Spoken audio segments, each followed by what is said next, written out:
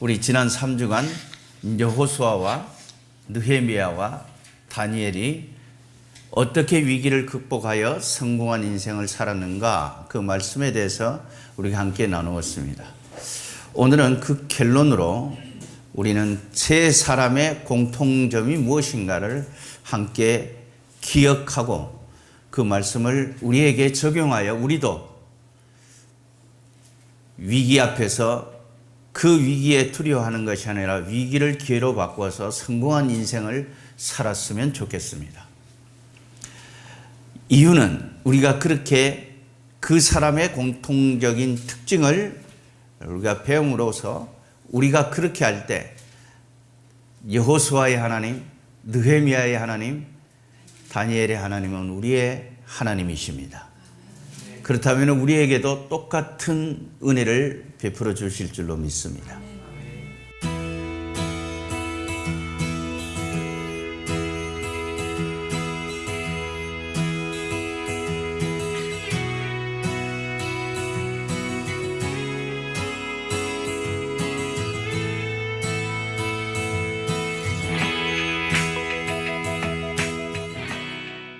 자, 그렇다면 이 세 사람의 신앙적 공통점은 뭘까요?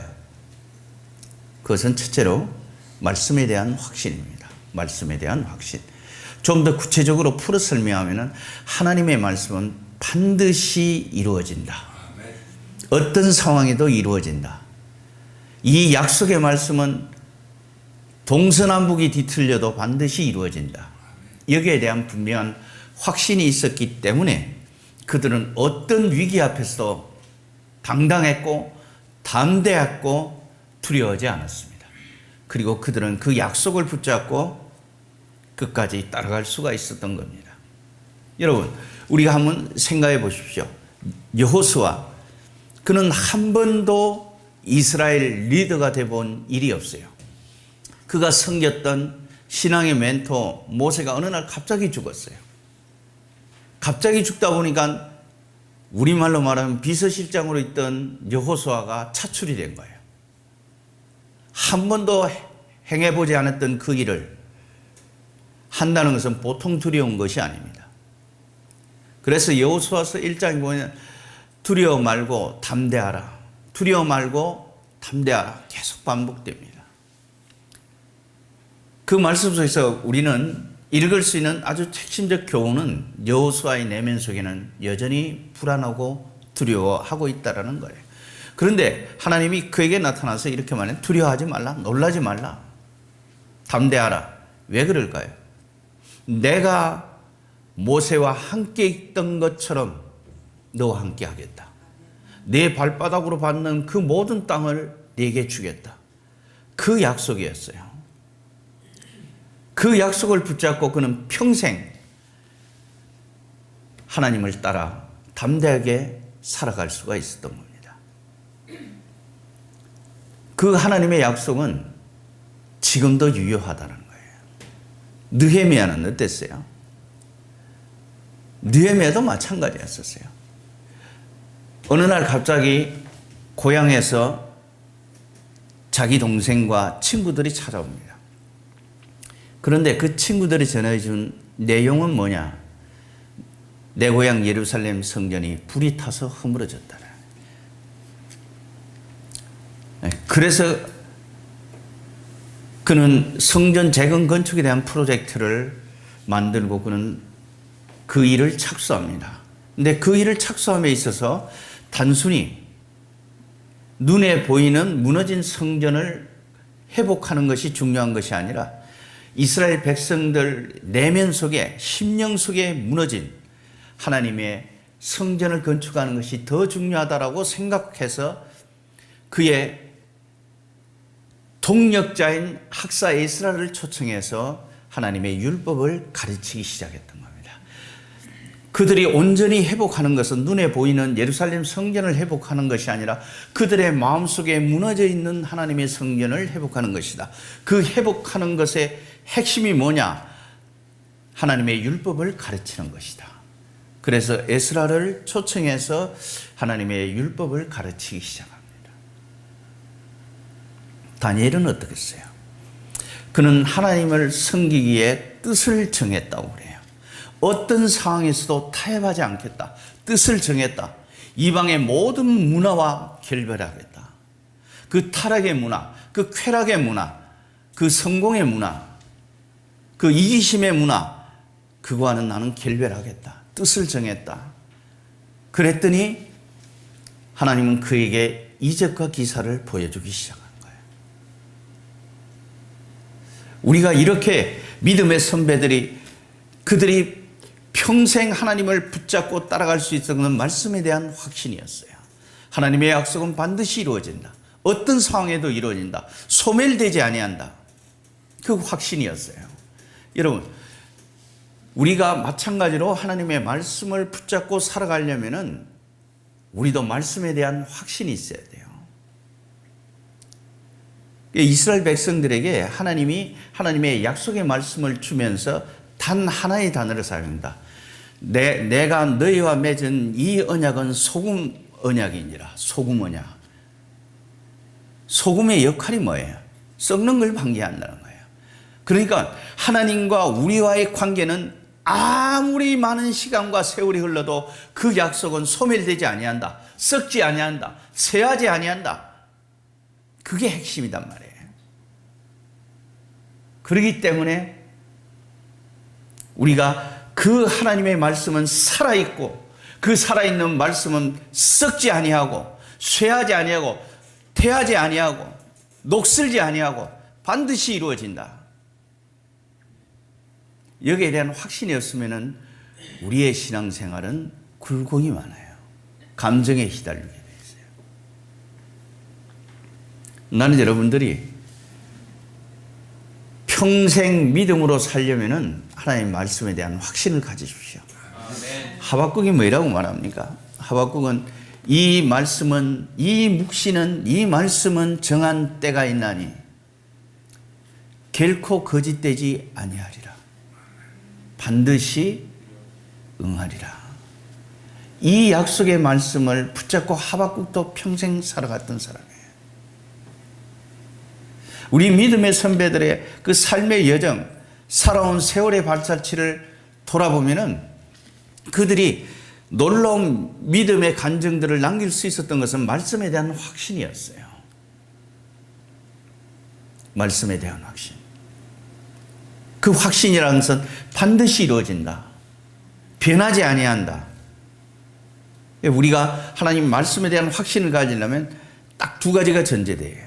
뭐냐? 하나님의 말씀은 살아있다라는 거예요. 살아있기 때문에 살아있는 것은 반응하게 되어 있습니다. 우리가 하나님의 말씀을 딱 붙잡는 그 순간 살아있는 말씀이기에 그 말씀은 내 안에서 역사하기 시작합니다. 두 번째, 우리가 평생 하나님의 말씀을 붙잡고 따라가려면 하나님의 말씀은 아무리 세월이 흘러도 쇠하지 아니한다. 썩지 아니한다. 그 약속은 지금도 유효하다. 이것이 핵심이에요. 문제는 내가 이 약속의 말씀에 대한 확신이 있느냐라는 거예요. 감정이 아니라 확신 말입니다. 그러려면은 별 수 없어요. 우리는 읽어야 합니다. 묵상해야 합니다. 암송해야 합니다. 그리고 그 말씀을 내 생활 가운데 적용해 보는 겁니다. 단순히 교회 나오는 것을 넘어서야 돼요. 저는 참 안타까운 것이 교회 나오는 것으로 만족하고 그 다음 기대하는 게 뭐냐? 하나님이 나에게 복 주실 것을만 사모하고 기다리는 거예요. 그래서 교회 와도 추구하는 게 예수 안 믿는 사람이나 똑같아요.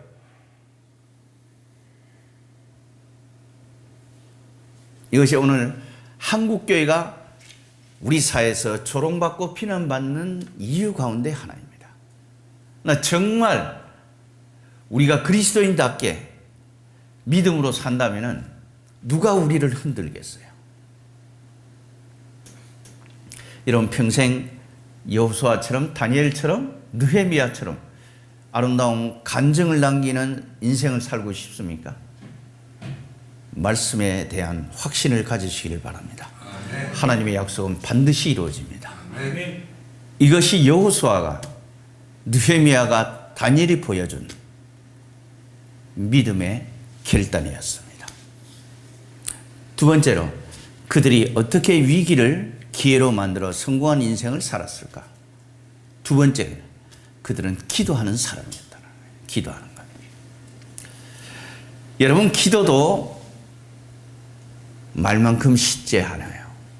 기도한다는 것.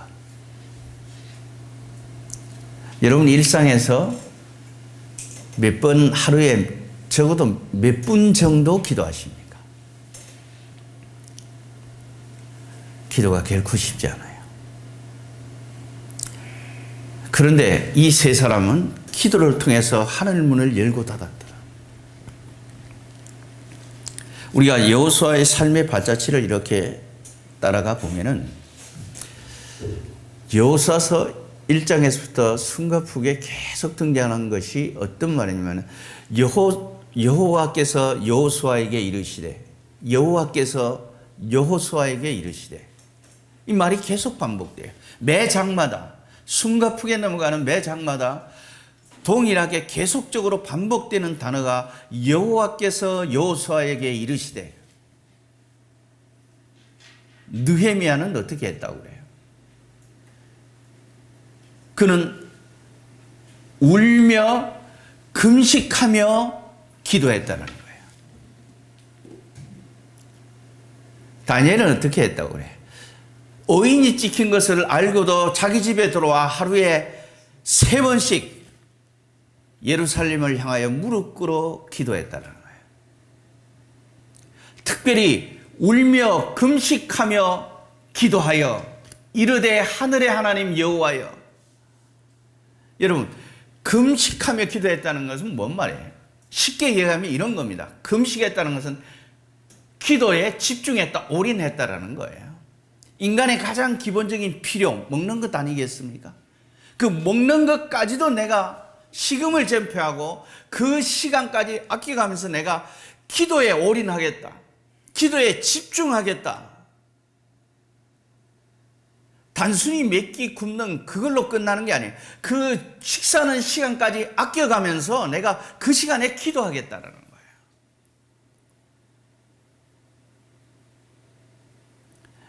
그런 사람의 기도를 하나님이 응답하지 않겠어요? 기도하는 사람들에게 제가 꼭 해주고 싶은 얘기가 있다면, 응답은 기본입니다. 아멘이세요?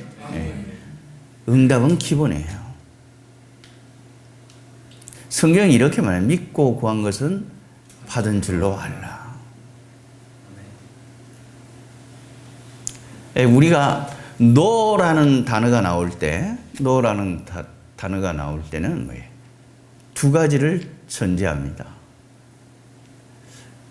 정욕으로 잘못 구하기 때문이다. 내 욕심을 채우기 위해서 기도한다면 그 기도는 노다라는 거죠. 두 번째, 하나님의 관계에서 이탈하는 사람의 기도는 응답하지 아니한다. 그래서 뭐예요? 너희가 내 안에, 내가 너희 안에 있으면 무엇이든지 원하는 대로 구하라. 그리하면, 관계 속에 있는 사람들, 그러나 관계 밖에 나가 있는 사람들이 자기 욕심을 따라 구한다면 하나님이 그 기도에서는 반응하지 않겠다는 거예요. 그러나 적어도 울며 금식하며 1장 5절 한번 보세요. 이르되 하늘의 하나님 여호와여, 크고 두려우신 하나님이여, 주를 사랑하고 주의 계명을 지키는 자에게 언약을 지키시며 긍휼을 베푸시는 주여 간구하나이다. 저렇게 기도하니까 어떻게 응답 안 하겠어요? 따라서 여러분, 기도는 단순히 응답의 목표를 두지 마십시오. 기도는 단순한 기도 응답의 목표를 두는 게 아닙니다. 이것이 만약 우리가 기도하는 제목에 대한 응답에만 목표가 있다면, 그 목표가 이루어지고 나면 우리는 더 이상 기도하지 않아요. 기도의 가장 궁극적인 목표는 하나님과 교제 속에 들어가는 겁니다. 하나님과 교제 속에 들어가는 거예요. 그래서 내 속상함, 내 즐거움, 내 환희, 내 기쁨, 나의 안타까운 사정, 그 모든 것을 가지고 하나님과 기도의 골방에 들어가 함께 교제하는 거예요. 그리고 내 삶의 문제에 대한 그 하나님의 뜻을 묻는 겁니다. 그것이 기도의 궁극적인 목표예요. 그것이 바른 기도의 내용이에요. 우리는 지금까지 기도하면은 응답에만 초점을 맞췄어요. 그러다 보니까 기도가 응답되고 나면 더 이상 기도하지 않아요. 따라서 기도는 응답 그보다 훨씬 더 포괄적인 겁니다. 우리가 기도한다는 것은 하나님과 교제석에 들어간다는 것이고, 우리가 기도한다는 것은 내 기도의 제목에 대한 하나님의 뜻을 묻는 겁니다. 우리가 건강한 신앙이 되려면은 적어도 기도에 대한 개념 정리가 명확해야 돼요.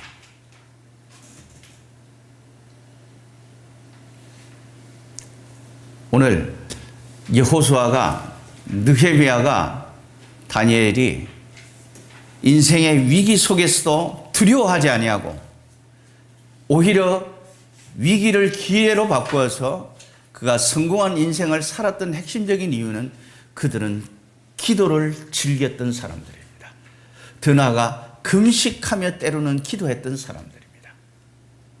여러분, 우리의 삶의 난제 앞에서 때로는 숨이 막힐 정도로 풀리지 않은 답답함 속에 있습니까? 기도의 밀실로 들어가기 바랍니다. 그러면 하나님 말씀하세요. 그러면 하나님이 말씀하신다. 그것이 여호수아와 느헤미야와 다니엘의 공통점이었어요.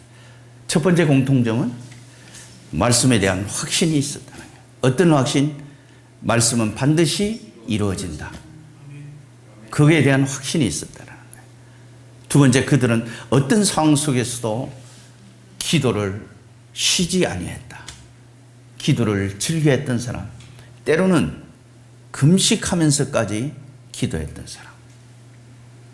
마지막으로 여호수아와 느헤미야와 다니엘의 신앙적인 공통점은 뭘까?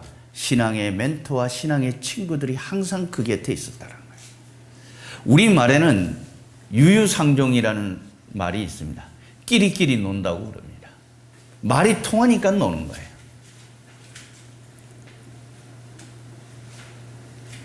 우리는 말이 통하지 않는 사람하고는 절대로 말을 섞지 않습니다. 왜 그럴까요? 답답하니까.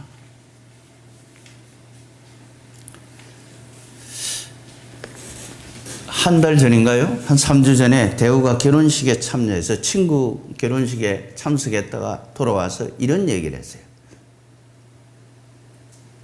후회했다고. 가서 나누는 대화가 너무나 세속적이었다. 답답했다라는 거죠. 왜 그럴까요? 그 사람들의 모든 얘기는 세상의 쾌락, 세상의 성공이었어요. 근데 대우가 듣기에는 그게 너무너무 답답한 거예요. 아니, 똑같은 세상, 같은 공간에서 사는데 왜 그리 달라요? 이유는 가치관이 다르기 때문입니다. 가치관이 다르기 때문에. 그래서 믿지 않는 사람들과 만나면 참 답답함을 느낍니다. 사는 삶의 목적이 다르고 살아가는 모양새가 다르고 삶의 패턴이 다른데 어떻게 그 사람들하고 같이 어울릴 수가 있겠어요? 오늘 우리가 지난 3주간 다뤘던 여호수아에게 가장 절친한 친구는 갈렙이었습니다.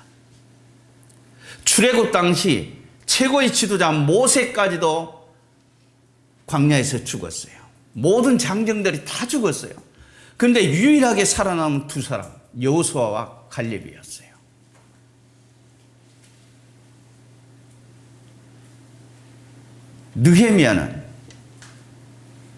느헤미야의 영원한 파트너 에스라가 있었어요. 다니엘은 사드락, 메삭, 아벳느고라는 친구, 믿음의 친구들이 있었어요. 여러분 이걸 신약 시대로 딱 넘어서 신약 성경에 보면 바울과 바나바가 나옵니다.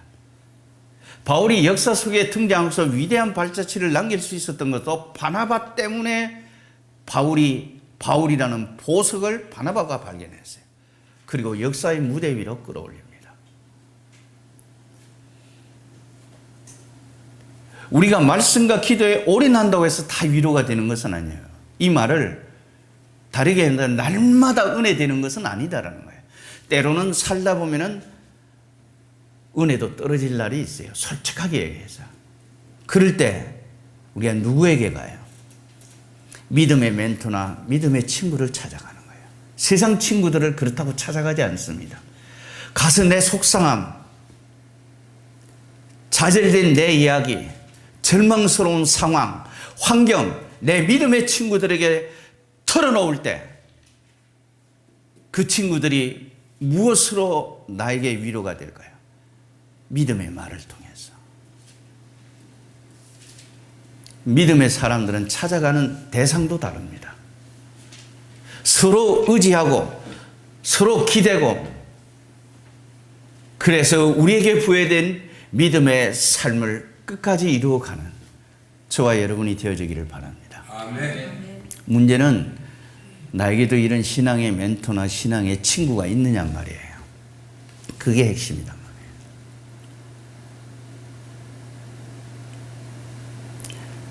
바보 같은 결정이라고 손가락질할 때, 참 어리석다고 조롱할 때,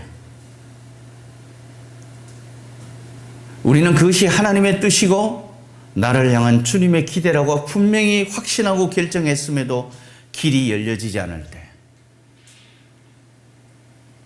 그래서 주변 사람들이 나를 비웃고 비난하고 조롱하고 손가락질할 때, 여러분 당신은 누구에게 찾아가겠습니까? 때로는 성경을 열어도 들어오지 않아요. 생각이 정리되지 않습니다. 기도하라도 입이 열려지지 않아요. 답답해 죽겠어요. 여러분 그때 누구에게 가겠어요? 믿음의 친구에게 찾아가는 거예요. 세상 사람들은 친구에게 가서 술도 마시고 별별 얘기를 다 하지만은 믿음의 사람들은 그리 못한단 말이에요. 누구에게로 가요? 믿음의 친구, 내 친구, 믿음의 멘토 찾아가서 내 답답함을 이야기하는 거예요. 여호수아는 한 번도 가보지 못한 그 땅을 갈렙과 더불어 함께 걸어가면서 그가 끝까지 손잡고 갈 수 있었던 것은 갈렙이 있었기 때문이다. 느헤미야도 무너진 예루살렘 성전을 재건하는 프로젝트에서 핵심적으로 빼놓을 수 없었던 친구 한 사람이 있다. 그 에스라다. 성전 건축이 보통 어렵습니까? 얼마나 방해꾼들이 많이 있었어요. 그것을 넘어서고 또 넘어서고 삶의 좌절과 고통을 이겨낼 수 있었던 것도 그를 붙들어 주었던 친구 에스라가 있었기 때문에 가능했다. 다니엘도 성공의 절정에서 삶의 위기를 만났을 때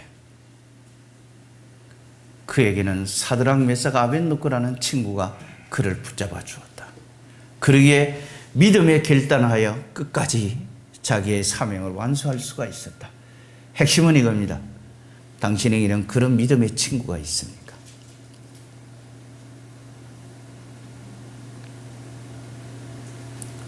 그게 핵심이에요.